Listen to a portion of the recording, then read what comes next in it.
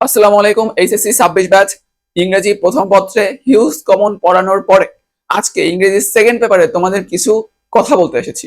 এই কথাগুলো তোমাদের জন্য গুরুত্বপূর্ণ। পরীক্ষার এখন মাঝখানে একদিন সময় আছে। পরীক্ষার আগে এই টপিকগুলো একটু দেখে নিও, তাহলে খুব ভালো একটা ফলাফল করতে পারবা। চলো আমরা দেখে নিই সেই ব্যাপারগুলো কি কি। তোমাদের যে আইটেমগুলো গ্রামারে আছে আমি সেইগুলো এখানে লিখছি, কোনগুলো কতটা ইম্পর্টেন্ট এবং কোনগুলো কতটা কি করতে পারবা, না করা থাকলেও এখন কি করা যায় সেটা নিয়ে আজকে একটু ছোট্টখাটো 2-1 মিনিট কথা বলবো। চলো দেখি। প্রথমে আছে আর্টিকেল এবং প্রিপোজিশন। এই যে দুইটা আইটেম আছে আর্টিকেল এবং প্রিপোজিশন, এই দুইটা আইটেম যে কিছু পারে না সেও মোটামুটি 2-1 নাম্বার পাইতে পারে। যে একেবারে কিছু পারে না সেও নাম্বার কিছু একটা তুলতে পারে। আর যে ভালো পারে সে তো পারেই, কিন্তু এই দুইটা আইটেম যদি তুমি এখন শিখে তারপরে করতে যাও তাহলে কিন্তু তোমার দ্বারা আসলে হওয়াটা পসিবল না। কারণ কেন পসিবল না? সময় আছে একদিন, এই একদিনে এই হিউজ গ্রামার শেষ করতে হবে তোমাকে।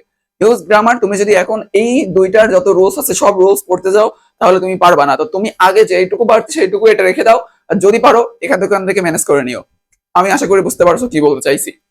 এবার দেখো, ওয়ার্ডস এন্ড ফ্রেজ এই আইটেমটা এবং পাঞ্চুয়েশন এই আইটেমটা, এই যে 3 নম্বর আইটেম এবং 12 নম্বর আইটেম, এই দুইটা আইটেমে যে 5-5 10 নাম্বার পাবে না তার পরীক্ষা দেওয়ারই দরকার নেই। কেন বলছে এই কথা? কারণ হলো এইখানে তুমি 13 থেকে 14টা অপশন আছে, 10টা অপশন আসে। তো 5 মার্কের প্রত্যেকটা অপশনে প্রত্যেকটা খালি ঘরে তোমার জন্য 0.5 নাম্বার।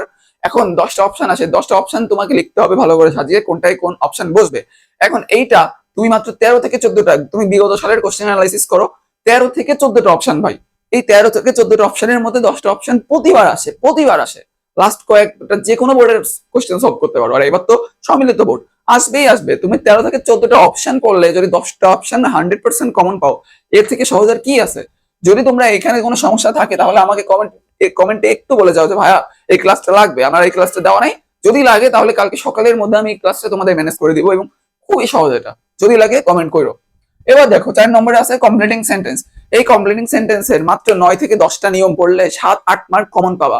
কোন 9 থেকে 10টা নিয়ম পড়লে কমন পাবা সেটা আমার ইউটিউব চ্যানেল হোক বা ফেসবুক পেজ হোক, যেখান থেকেই তুমি দেখো না কেন, ইজি এডুকেশনের দুইটা জায়গাতেই দেওয়া আছে।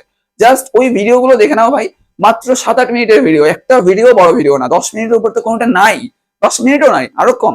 এই 7-8 মিনিটের ভিডিওগুলো একটু দেখে নাও। কমপ্লিটিং সেন্টেন্সে কোন কোন জিনিসগুলো ইম্পর্টেন্ট সেগুলো আমি দেখিয়ে দিয়েছি, এবং তার রুলস আমি দেখাই দিয়েছি একদম এক্সাম্পল সহ। শুধু একটু ভিডিওগুলো দেখে নিলেই পারবা। এবার দেখো ভার্ব। ভার্ব টপিকটা সবার কাছেই কঠিন লাগে, কিন্তু আমার চ্যানেলে তুমি একটু যাও বা পেজে যাও, ভার্বে আমি কত সহজভাবে বুঝিয়েছি। যে পারো সে তো পারোই, সমস্যা নেই। আর যে পারো না সে ওই 7-8 মিনিটে ওই একটা ছোট্ট ক্লাস একটু করতে পারো, তারপরে 2-4টা কোশ্চেন সলভ করবা, বোর্ডের কোন একটা কোশ্চেন সলভ করবা, দেখবা তুমি নিজের কাছে নিজে কনফিডেন্ট ফিল করতে পারবা। কারণ এই ভার্বের এইটা কত সহজভাবে বুঝিয়েছি সেটা আমার ইউটিউব চ্যানেল বা ফেসবুক পেজে গেলেই দেখতে পারবা। এরপরে আসলে ট্রান্সফরমেশন অফ সেন্টেন্স, এইটা আমার পেজে দেওয়া নেই। এটা যদি তুমি আগে থেকে করো তাহলেই মোটামুটি পারবা, না করা থাকলে আপাতত এইটার 2-1টা আইটেম আছে যেমন ডিগ্রি, এই ডিগ্রিটা এবং যেই আইটেমটা করলে তুমি সহজে পারবা, যেমন অনলি থাকলে নাথিং বাট বা নান বাট হয়। এই দুটো ছোট ছোট আইটেম তোমার বই থেকে দেখে নিও, তাইলেই তুমি 2-3টা কমন পাই যাবা, সমস্যা নেই। এরপরে আসে দেখো ন্যারেশন। ন্যারেশনের আইটেমটা মোটামুটি সহজ আছে, মোটামুটি সবাই এখানে 2-4 মার্ক 5 মার্ক তুলতে পারে। তো টেন্সের যে ডেফিনেশনটা কোনটা থাকলে কোনটা হয় এটা একটু রিভিশন দিয়েছেও, তাহলে এই জিনিসটা তোমার জন্য সহজ হয়ে যাবে। এবার দেখো প্রোনাউন রেফারেন্সে ভাই, এই যে এইটা আর এইটার মতো সহজ যে দুইটা টপিক, এই আরেকটা সেই টপিক সহজ। এখানেও যে পাশে পাস পাবে না আর আসলে কপাল পোড়া, কারণ এটা খুবই সহজ একটা টপিক। আর এই টপিকের উপরে ছোট্টখাটো একটা 7-8 মিনিটের ক্লাস আমার দুইটা জায়গায় দেওয়া আছে। তুমি শুধু যাও, যে দেখে আসো, থাম্বেলটা দেখে এই ক্লাসে ঢোকো এবং দেখে আসো। একটা ক্লাস দেখলে তুমি 5টা মার্ক শিওর পাবা ভাই, এত সহজ। তুমি একটু দেখো, আমি কোশ্চেন সলভ করানো আছে, তুমি যে শুধু একটু দেখে আসো। এবার দেখো মডিফায়ার এবং কানেক্টরস। এই কানেক্টরসটা তোমার মোটামুটি কয়েকটা কানেক্টরস আছে যেগুলো পড়লে হুবহু প্রত্যেকবারই কমন আসে। তুমি এখন কি করবা, তুমি একটা উত্তরমালা নাও, উত্তরমালা নিয়ে দেখো কতগুলো কানেক্টরস এর উত্তর আছে। তো ওইখানে তুমি দেখতে পারবা 15 থেকে 20 এই এরকম একটা লেভেলের অপশন তুমি পাবা, যে অপশনের বাইরে কখনো কোনো অপশনই আসে নাই, মানে কখনো কোনো উত্তরই আসে নাই। তো এই কয়টা তুমি একটু মাথার ভিতরে ঢুকাও। এই কয়টার বাংলা তুমি চ্যাটজিপিটিতে সার্চ দিয়ে দেখে যাও যে কোনটার কি বাংলা, তাহলে তুমি প্রশ্নটা পড়ে ওইটা কোথায় বসবে সেটা বোঝাতে পারবা বা বসাতে পারবা, সহজ হয়ে যাবে। আর মডিফায়ার টপিকটা খুবই কঠিন, তাই না?